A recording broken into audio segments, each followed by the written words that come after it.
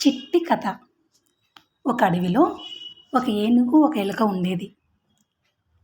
ఏనుగు ఉత్సాహంగా అడవి అంతా కలియ తిరుగుతూ ఉండేది. అంత పెద్ద ఏనుగు ఆకారాన్ని చూసి ఎలుకకు ఆశ్చర్యంగా కనిపించింది.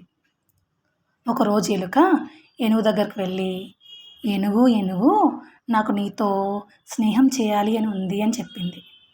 ఆ మాటతో ఏనుగుకు బోలెడంత కోపం వచ్చింది. చీచీ, నా కాలిలో ముళ్ళంత లేవు, నీకు నాతో స్నేహం కావాలా, పో అవతలికి అని కసిరి కొట్టింది. దాంతో ఎలుకకు రోషం వచ్చింది. నేను నీతో ఎందుకు స్నేహం చేయకూడదు? నువ్వు నల్లగానే ఉన్నావు, నేను నల్లగానే ఉన్నాను. నీకు తోక ఉంది, నీకు కళ్ళు 2 చెవులు ఉన్నాయి, నాకు కళ్ళు చెవులు ఉన్నాయి. ఇద్దరికి మధ్య తేడా ఏముంది అని అడిగింది. నేను నీకంటే ఎన్నో లక్షల రెట్లు పెద్దగా ఉన్నాను.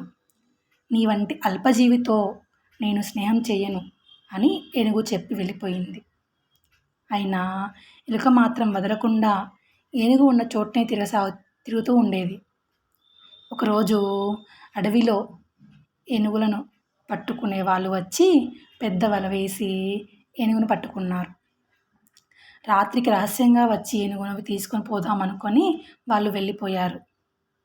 వలలో చిక్కిన ఏనుగు బోరున ఏడుస్తూ ఉండగా ఎలుక వచ్చి, అయ్యా విడవకు, నేను నా మిత్రుని తీసుకొని వచ్చి నీకు ఈ నిబంధనం నుండి ముక్తి కలిగిస్తాను అని చెప్పి ఇంకా బోలెడు ఎలుకలను తీసుకొని వచ్చి అవన్నీ కలిసి వల మొత్తం కొరికి ఏనుగును విడిపించాయి.